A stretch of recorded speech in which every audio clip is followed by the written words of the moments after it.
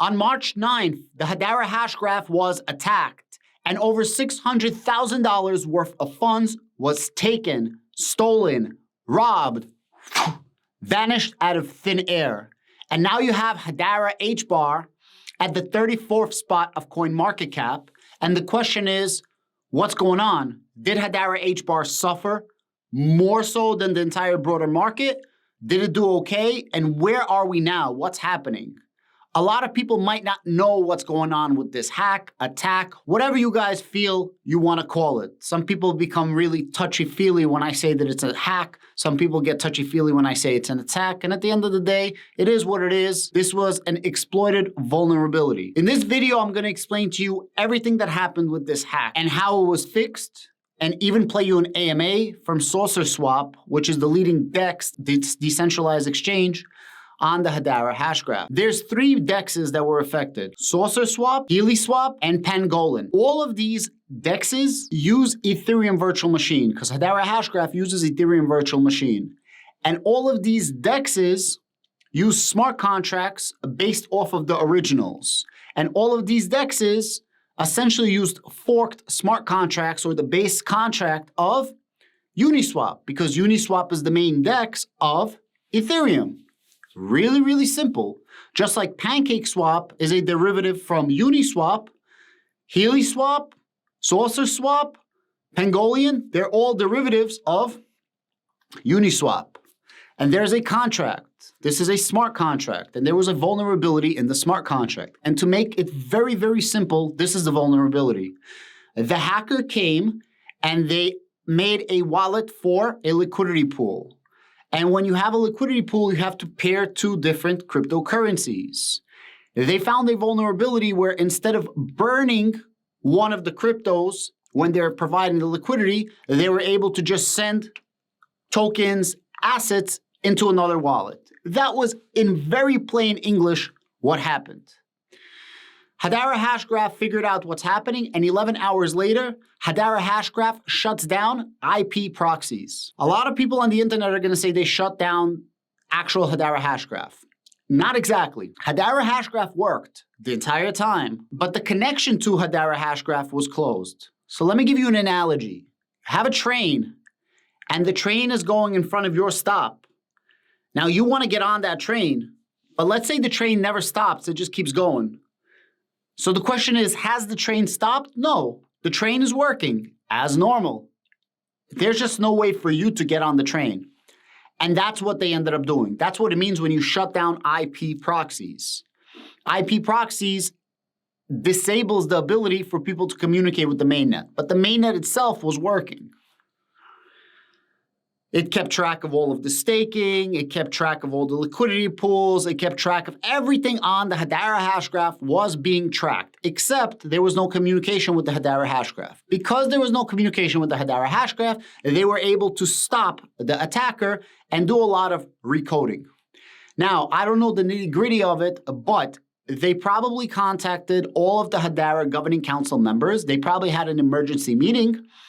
And in order for this to happen, in theory, this is what should happen.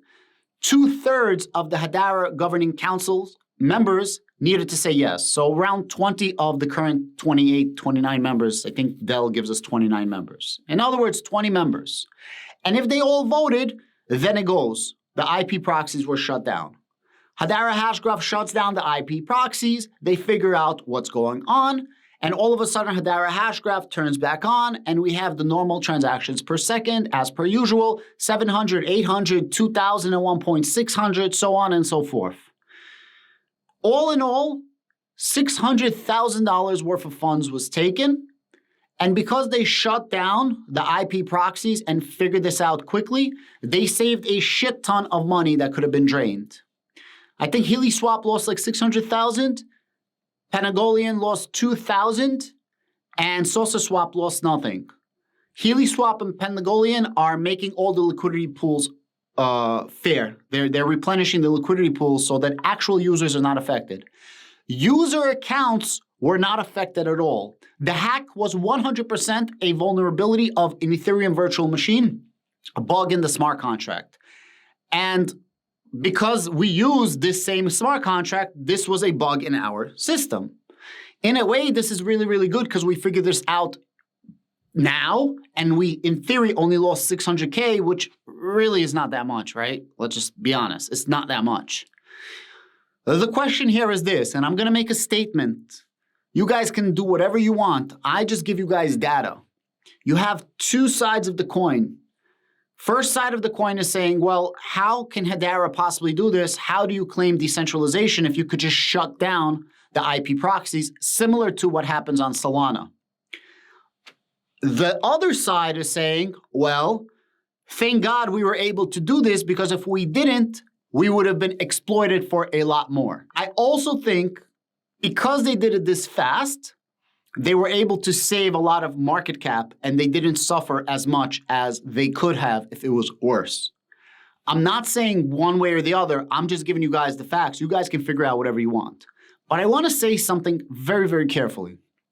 I personally don't give a flying fizzle about the decentralization of Hedera Hashgraph. I'm not saying it's not. I'm just saying I don't care. And I'll tell you why. Hedera Hashgraph is built as enterprise grade. Hedera Hashgraph is built for literally big business. Big business don't give a flying fizzle about decentralization. Big business just wants to be able to affect their bottom line, which means they want a product that works, and they want a product that works well. They want a product that works fast, effectively, scalable, cheap, and reliable. I actually think that this is fantastic news for big business that want to use blockchains.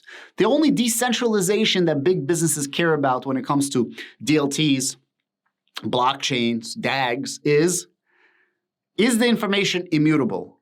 And will the decentralization or centralization F with the logs? That's all they care about. This is my personal opinion.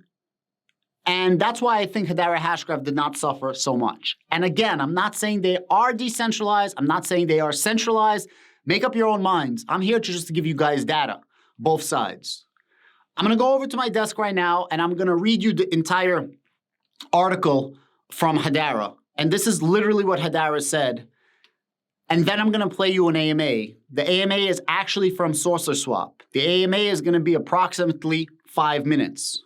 I definitely suggest you guys listen to it. But before I do that, a lot of people have been asking me, hey, Adam, how do we support your channel? You always give us such amazing content, such amazing news, and you're always breaking this news to the internet. How do we support you? Where's your Patreon? I don't have a Patreon, but I do have a $3 channel membership. The link is down below. If you join, I would appreciate it. If you don't want to join, that's fine, but that is a way for you guys to actually support my channel. And if you want links to some types of different exchanges, I have links to it down below, as well as a link to my Discord, which is 100% free. If you become a channel member, you get a really cool logo next to your name that I made myself, and you get really cool emojis next to your name that I also made myself. I really appreciate that, and if you could find it in your heart to support the channel for $3 a month, I would definitely appreciate it. I can't say I wouldn't. With that said, let's get back to your regularly scheduled program. Analysis and remediation of the pre-compile attack on the Hedera network. And it was written by Chief Information and Chief Information Security Officer at Swirl Labs, Joe Blanchard, and Alex Popowicz, I'm sorry for pronouncing your name wrong, Chief Information and Chief Information Security Officer at Hedera. On Thursday, March 9th, an attacker exploited the smart contract service code of Hedera's mainnet to transfer Hedera token services, tokens held by certain DEXs accounts, to the attacker's own account. The following is a summary of the attack and how it happened, steps taken to pause the attack, and then permanently prevent it from happening again. So you can argue, as I said before, decentralized or centralized, and I'm not going to argue one or the other. That's up to you. And let me know in the comments down below what you think. But one thing is for certain, if you're a corporation, you want this. You want Hedera to shut down the system and figure out what the heck is going on and nip it in the bud so it doesn't happen anymore and doesn't increase the vulnerabilities currently. You want stability. Unfortunately or fortunately, mega corporations want some form of centralization. That's my personal opinion. And I'm not saying that Hedera is centralized or decentralized. Again, make your own decisions. But I do believe that this was the right response for what they're going after. Not the retail user, but 70-80% towards big business. On March 9th, an attacker exploited the smart contract service code of the Hedera mainnet to transfer HTS tokens from target accounts to the attacker's own account, targeting accounts at multiple DEXs, including Pangolian, SalsaSwap, and HeliSwap. No retail users' accounts were at risk at all. No Hedera wallets were ever at risk. DEXs and bridges worked together to stop tokens flowing over the bridge within an hour of initial notification of the attack. To the best of our knowledge, the following tokens valued at just under 600,000 USD at the time of attack were stolen across multiple accounts DEXs. And these are the things: DAI stablecoin, Tether USD, USD coin, wrapped Hbar. After initial analysis of the attack and notification relevant DEXs, Hedera Development Ops shut off proxy access to Hedera mainnet at 8:18 UTC, 11 hours after being notified of the attack by the DEXs. This prevented users from accessing the mainnet and the attacker from draining additional tokens, but the mainnet remained up. Again, you guys can argue whatever you want, but they probably saved millions of dollars from going off of Hedera Hashgraph. The core maintainers of the Hedera open source software developed and tested a fix within 13 hours of discovering the vulnerability. The fix prevents a smart contract from using a delegated call to call an HTS precompiled contract.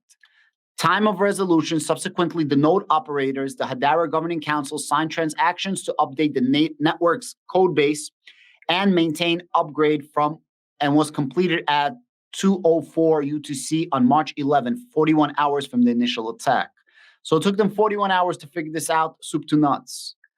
And then they talk about the analysis. I'm only going to read this one paragraph. If you guys want to read this, I'll leave a link to it down below. The attacker targeted accounts used as liquidity pools at multiple DEXs that use Uniswap version 2 derived contract code ported over from Ethereum to use the Hedera token service, including Pangolian, SalsaSwap, and HeliSwap. And this is the resolution. The Ethereum state is stored strictly in individual smart contracts, whereas Hedera tokens are stored in a system-wide state map.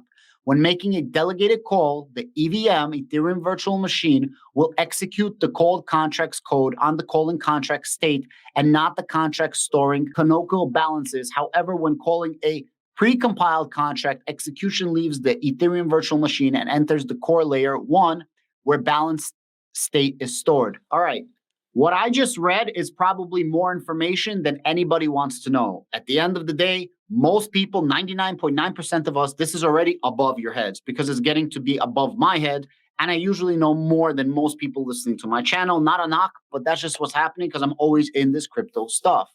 What you wanted to know is that there was an exploit on a version 2 of Uniswap. This exploit version 2 on Uniswap is also used across the DEXs of Hedera Hashgraph. Hedera Hashgraph found the problem, fixed the problem, shut down the system for a while or connection to the system, and now this problem is not going to be here in the future. Whether you believe this was good or bad, let me know down below. I'm going to play you right now a AMA from SalsaSwap, where they essentially talk about the same things. It's very similar. It's around a 4-minute clip. Feel free to watch it or fast forward. For everything that I mentioned earlier, today I am doing a $1 million journey where I buy different cryptos, tokens, coins, NFTs, so on and so forth, in my goal to reach my $1 million cryptocurrency portfolio. And because of everything that I just said today, I think that this actually strengthens the Hedera Hashgraph. And because of everything that I said today, I will be DCAing my $50 into Hedera Hashgraph, into Hbar today. A lot of people have been asking me, Adam, where do you buy your cryptocurrency? I buy my cryptocurrency on KuCoin. I have a link to it down below in the description. It allows me to buy Hbar easily in New York. I am in the state of New York. It's a really big pain in the ass. If you guys need a link, feel free. I'm not saying use KuCoin. I'm not saying not use KuCoin. I'm just saying I use it, and I have a link down below. Also, if you guys came this far, a lot of people make fun of me. Adam, you're only buying $50. I am buying $50 a day for a public portfolio that I share in my Discord.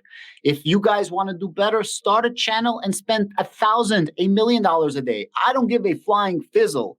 I spend what I'm comfortable spending, and I'm comfortable spending $50 a day DCAing up and down when the market shifts, as it's doing right now, in my goal, in my road, in my, pinpointed on my road, on my journey to the destination of reaching a $1 million cryptocurrency portfolio. Now let's buy some HBAR. Over here, I'm going to change it from BTC to HBAR. I'm going to do HBAR USDT. Over here, I'm going to press market. Over here, I'm going to do 50. I'm going to press buy HBAR and boom, just bought myself HBAR. If I want to see where I bought my HBAR, just go to trade history. And this is me right here. I spent $50 and I bought myself 832 HBAR. I am actually DCAing down. If you have been following my series, you know that I made a lot of 666 HBAR buys, and it just turns out that's what $50 bought me, plus or minus. But I can no longer say that because $50 is now getting me a lot more HBAR. Guys, at the end of the day, if you believe that this exploit was something that was fixed and you believe that Hedera did it in the right way, and that's up to you to figure out, and you believe in Hedera's footing and foundations, the fundamentals that didn't change, and you like the way they handled this, then Hedera Hashgraph is a fantastic project to you. A lot of people always compare Algorand to Hedera, and I think that I'm well poised, probably better than most, to speak about both Algorand and Hedera, and I say this all the time. While Algorand is also about business, they are very, very much around retail. And Hedera Hashgraph is, yes, we do retail, but we're mostly focused on business. And if you understand the difference, then you understand that both protocols, although overlap in certain areas, are completely different, and each of them complement your own portfolio. Whether you are a maxi for Algorand or a maxi for Hedera, at the end of the day, I own both of them. And I love both of them for various different reasons. And one answer for one protocol might not be the right answer for another protocol, and vice versa. I'm going to play you a quick 4-minute, 5-minute clip from SalsaSwap AMA. They're literally going to be saying very similar things that I said, except you might get a little bit more knowledge from their own point of view about what happened. Thank you so much, and don't forget to hit the little notification bell. Hey everyone, welcome to the SalsaSwap AMA. As some of you know, the way we do this is we receive questions from the community in the past week, and then we answer them. So we will do that, but before we jump into those questions, I think it's appropriate to take some time to just discuss what is on everyone's mind. And that is the exploit on the Hedera smart contract service that began early in the morning Eastern time on Thursday, March 9th. So I know that there are still a lot of questions about this and concern for Hedera DeFi, and it's important that we address this head on so that we can grow from this. So first of all, I think it's important just to discuss the nature of the problem. In short, there was a vulnerability in the HTS precompile of the smart contract service that gave allowance to the exploitation of Uniswap v2 based dexes on Hedera. This allowed an attacker to transfer tokens from liquidity pools to their own wallet without needing to burn LP tokens. Hedera released a report on this exploit that goes into more detail, and I would encourage you all to read that report for more information. So this vulnerability resulted in funds being stolen from Pangolin and Teleswap in the early hours of the morning on the 9th. The amounts were roughly $600,000 USD and 2,000 USD, respectively. On our end, we ran a damage analysis on our protocol, and we found no evidence of stolen funds from our pools. We then did an investigative analysis based on limited technical information at the time, and we determined that there was no loss of funds or an active exploit on SalsaSwap. That morning, we then informed our users that there was no evidence of an active exploit and that SalsaSwap appeared to be unaffected by the vulnerability. We circled back with Swirlds and joined a call along with several other protocols. And once we saw the nature of the attack and the potential ongoing vulnerability, we supported Swirlds' decision to shut down the mainnet proxies and sort it out. Immediately after that call ended, mainnet proxies were disabled so that Swirlds and the relevant parties could triage the issue and correct it.